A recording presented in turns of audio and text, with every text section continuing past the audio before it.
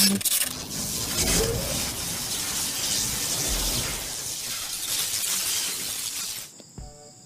guys, selamat datang kembali di channel Elektro ya. Di video kali ini kita masih bahas-bahas HP ini lagi ya, yaitu Asus Zenfone Max Pro M1 ya.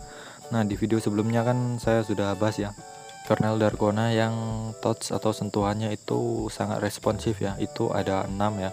Nah, di video ini dari beberapa buah kernel Darkona yang 6 buah kemarin ya, 6 biji kemarin, kita akan compare lagi ya. Kita akan adu yang mana yang terbaik performanya dari ke-6 versi kernel Darkona tersebut ya. Nah, di sini tuh saya akan menguji atau menganalisis dengan bantuan beberapa aplikasi ya. Nah, di sini yang saya pakai untuk video ini itu versi yang Darkona Rawon ya. Bisa kalian di sini versi Rawon ya. Saya nggak sempat video satu persatu dan cuman saya sempat hasilnya aja saya screenshot ya. Kalau saya rekam satu persatu waktunya nggak ada, terus memorinya juga nggak ada ya, nggak ada penyimpanannya. Oke, langsung aja seperti biasa, jangan lupa di like dulu video ini dan jangan lupa di share ke teman-teman kalian ya. Dan yang belum subscribe silahkan di klik subscribe dulu. Oke, dan loncengnya jangan lupa dihidupin juga ya. Oke, seperti biasa ya, kita mengetes tanpa menggunakan modul magis sama sekali ya, bisa kalian cek. Nah, kalau sudah langsung aja ya. Untuk yang pertama itu kita menggunakan pengujian Antutu benchmark ya. Nah, langsung aja kita tes di sini ya, kita tes again ya.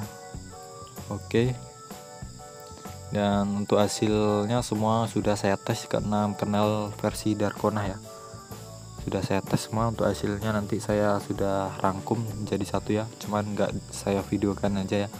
Nah, seperti biasa untuk menghemat waktu ya, ini di sini videonya saya cut ya. Oke, sudah selesai. Dan untuk hasil Antutu benchmark untuk kernel Darkona Rawon ini segini ya, 145 ribuan dengan CPU nya mencapai 66 ya. Nah, bisa kita bandingkan dengan versi kernel Darkona yang lain ya. Di sini itu versi Rawon lebih tinggi ya dari segi CPU dan memorinya ya. Nah, bisa kalian cek. Dan untuk GPU nya itu semua merata ya di 17 ribuan semuanya. Dan untuk memnya itu yang paling tinggi di sini itu dipunyai oleh Betutu ya, itu di 32 ribuan. Dan Rawon ini di posisi kedua untuk bagian mem atau memori, itu RAM terus ROM. Oke, kalau sudah itu untuk pengujian pertama, saya akan melakukan pengujian yang kedua, yaitu menggunakan CPU throttling test ya. Di sini kita akan menguji kestabilan dari CPU-nya. Nah, di sini itu kita akan mengetes selama 5 menit ya.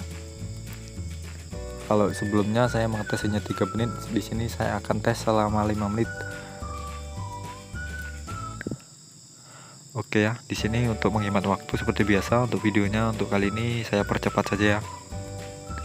Nah, bisa kalian cek di situ cukup stabil ya. Nah, kemudian sekitar 2 menit dia akan mengalami throttling ya. Bisa kalian cek di situ. Di sini kita tanpa menggunakan modul magis sama sekali ya. Nah, bisa kalian cek di sini ya. Itu dia mulai sekitar 2 menitan dia mulai turun mengalami throttling ya. Dan untuk rata-ratanya itu di 19 ribuan. Dan di sini kita bandingkan ya.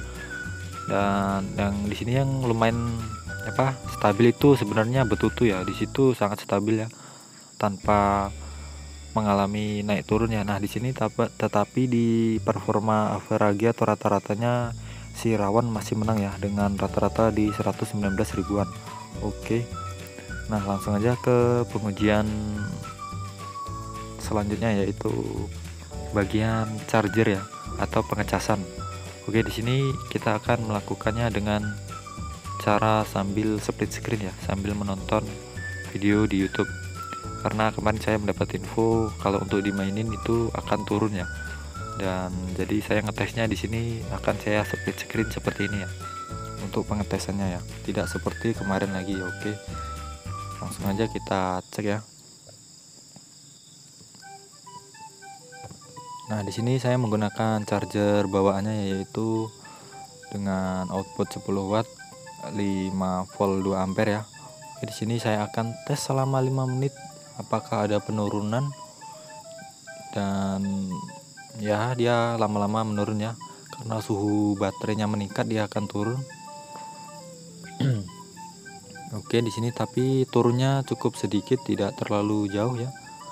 Oke, di sini tembus di 14.400-an ya. Oke, dan yang lainnya itu yang paling tinggi itu di Darkona tempoyak ya, versi tempoyak itu tinggi, kemudian ronde, kemudian rawon ya. Bisa kalian cek di gambar itu ya. Oke, langsung aja ke pengujian selanjutnya ya. Di sini kita akan menguji bagian GPU-nya. Oke, langsung aja ya. Kita tes performa GPU dari masing-masing kernel Darkona X ini ya. Oke, di sini saya menggunakan V1 benchmark ya. Oke, langsung aja kita start pengujiannya.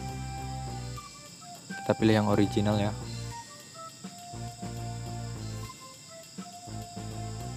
Dan kita nanti akan cek di skor minimal dan rata-ratanya berapa ya. Kalau kita melihat dari skor Antutu tadi itu semuanya rata di 17 ribuan ya. Dan saya rasa untuk pengujian GPU-nya di sini juga tidak terlalu berbeda jauh ya, karena sesuai yang ada di Antutu benchmark tadi sudah diuji juga ya. Oke, 9 fps ya, di situ terlihat di monitor di bagian pojok kanan bawah, bisa kalian cek. Nah, di sini untuk hasilnya itu minimalnya 8 dan rata-ratanya 10 ya, dan maksimalnya 43. Dan langsung aja kita cek dengan yang lain. Di sini itu lumayan ya, dia yang mengimbangin itu punyanya tempoyak, dan yang paling maksimal tinggi itu lemper ya, 45 fps, dan untuk minimalnya itu lumayan tinggi, dan rata-ratanya sama semua ya di 10. Nah, dari pengujian menggunakan beberapa aplikasi tadi ya, di sini akhirnya saya bisa menyimpulkan ya, untuk kernel Darkona X versi terbaik itu menurut saya itu masih di rawon ya, dari segi performa CPU dan pengecasan, kemudian GPU-nya itu cukup stabil ya. Dan saya putuskan pilih Darkona X rawon ya. Dan saya rasa video ini cukup sampai di sini ya, dan saya akhiri. Wassalamualaikum warahmatullahi wabarakatuh.